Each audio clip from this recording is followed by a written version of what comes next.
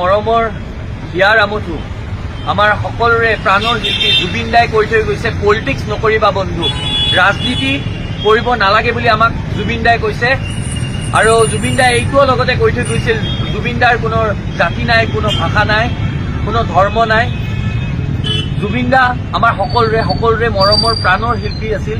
কিন্তু আজিৰ দিনত আমি দেখিছোঁ কিছুমান ৰাজনৈতিক নেতাই এই জুবিন দাক তেওঁলোকে ৰাজনৈতিক পথাৰখনত কিছুমান অস্ত্ৰ হিচাপে, আহিলা হিচাপে ব্যৱহাৰ কৰিছে।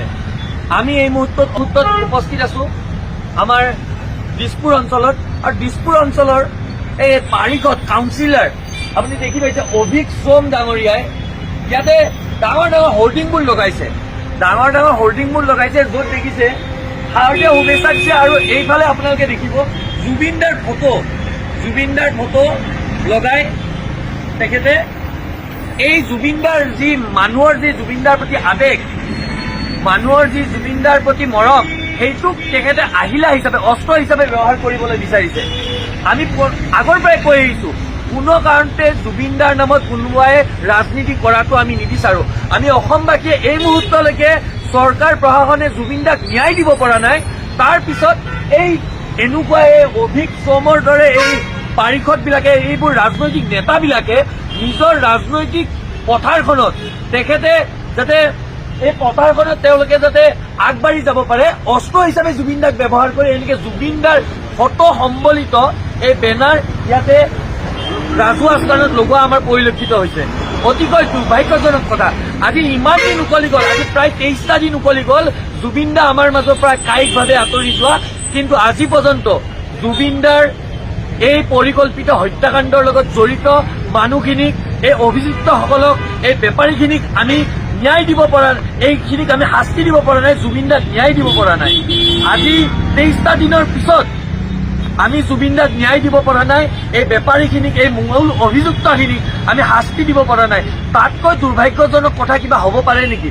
আমি প্ৰতিজন অসমীয়াই আজি মনে প্ৰাণে উপলব্ধি কৰিছো যে জুবিন দাৰ অৰিহণা আজি অসমীয়া সাংস্কৃতিক জগতখনত কিমান। আহি থাকিবলগীয়া 100 বছৰ আমি দুনাই আৰু কোনো জুবিন দাক আমি ঘূৰাই নাপাওঁ।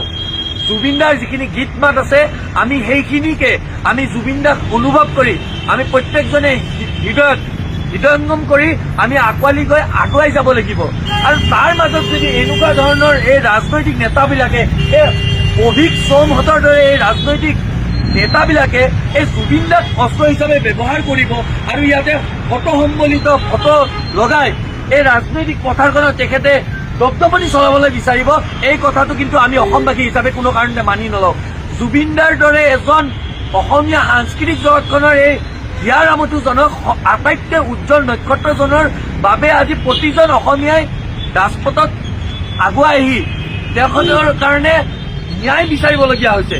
তাতকৈ দুৰ্ভাগ্যজনক কথা আৰু কিবা হ'ব পাৰে নেকি? আপোনাৰ মোৰ কি হ'ব?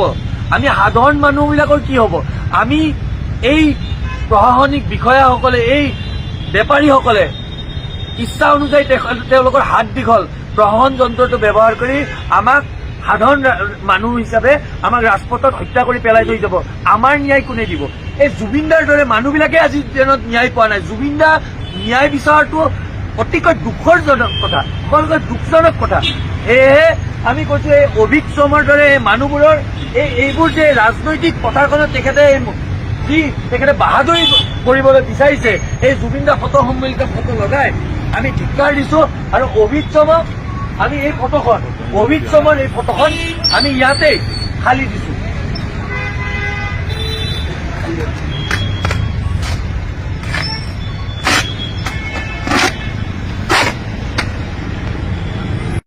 এটা কথা স্পষ্ট কৰি দিলো, জুবিন দাৰ নামত কোনো ৰাজনৈতিক নেতাই যদি এনেধৰণে কিন্তু ৰাজনীতি কৰিবলৈ বিচাৰে, এই কথাটো কিন্তু আমি অসমবাসীয়ে সহ্য নকৰো। প্ৰথমতে আমি চৰকাৰক ক'বলৈ বিচাৰিছো, জুবিন দাক ন্যায় দিয়ক, আৰু যি পৰ্যন্ত ন্যায় দিবলৈ নোৱাৰে আপোনালোকে পদত্যাগ কৰক। চাওক, এনেধৰণে এই অভিক সোম নামৰ এই পাভত গজা এইবোৰে আমাৰ জুবিন দাৰ নামত, জুবিন দাৰ ফটো সম্বলিত এই বেনাৰ লগাই নিজৰ পাব্লিচিটি কৰি আছে, প্ৰচাৰ কৰি আছে, নিজৰ ৰাজনৈতিক কেৰিয়াৰখন উঠাবলৈ চেষ্টা কৰি আছে। তাতকৈ দুৰ্ভাগ্যজনক কথা কিবা হ'ব পাৰে নেকি? জুবিন দাক ন্যায় দিয়ক, জুবিন দাৰ নামত ৰাজনীতি নকৰিব।